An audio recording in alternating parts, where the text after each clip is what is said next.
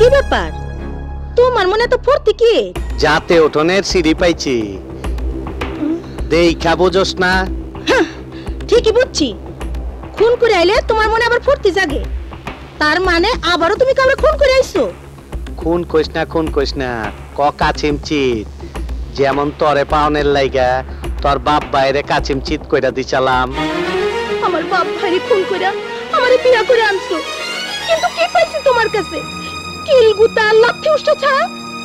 এই চিল্লা পাল্লা করে আমার মুড খারাপ করলে তোর কপালে কিন্তু খারাপই আছে।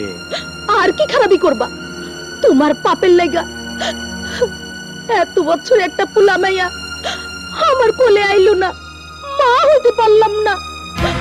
কার জন্য টাকা কামাইতেছো? কেডা খাইবো? কামলি কুত্তায় খাইবো। আমি তোমারে আর খুন করতে দিব না, দরকার হলে সব পুলিশের কাছে পাস করে দিব। পাস করে দিবি? তুমি আমারে খুন করবা?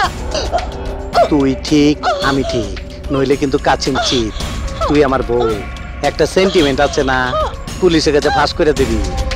যা, আমি তোরে পাস করে দিলাম। যা।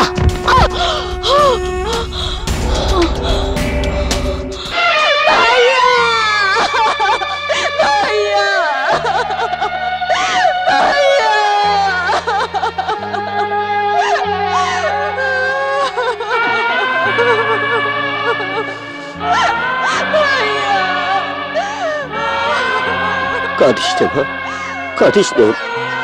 তোর ভাই শহীদ হয়ে গেছে, শহীদের জন্য কাঁদতে নেই। তোমরা কাঁদো, আমি কেন কাঁদবো? আমি কেন কাঁদবো? আমার কে মরেছে? কে মরেছে আমার? তোমরা সবাই কাঁদো। আরে পাগল হইলে যে, পাগল হইলে যে, এমন কামটা করলো কোন কসাই? আর কত রক্ত চাও? আর কত রক্ত চাও তোমরা? আর কত বোনের ভাই চিনিয়ে দিতে চাও? আর কত বাবা মার কোল শূন্য করতে চাও?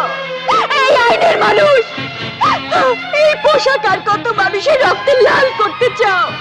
এই পোশাক তো পড়েছে শান্তির শপথ নিয়ে, সেই শান্তির নাম কি মৃত্যু?